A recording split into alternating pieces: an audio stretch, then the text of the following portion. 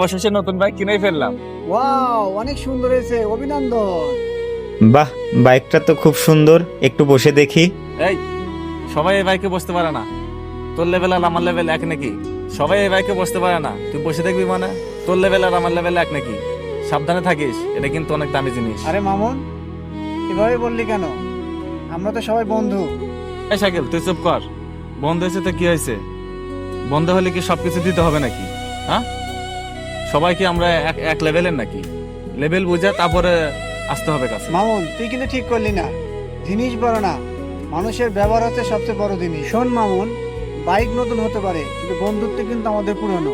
আজ বাইক কিনলি বলে বন্ধুকে ছোট করলি, তাই না? কাল মানুষ তোর পাশে থাকবে না, বুঝছিস?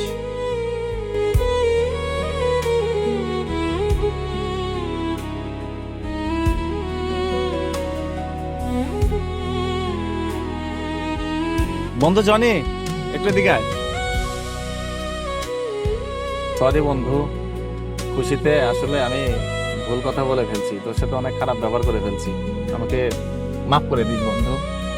সমস্যা নাই, কিন্তু মনে রাখিস, বন্ধুকে সম্মান দিলে বন্ধুত্ব টিকে থাকে। আর লজ্জা দিস না বন্ধু। চল, 3 বন্ধু আজকে ঘুরতে যাবো। তাহলে চলো যাই।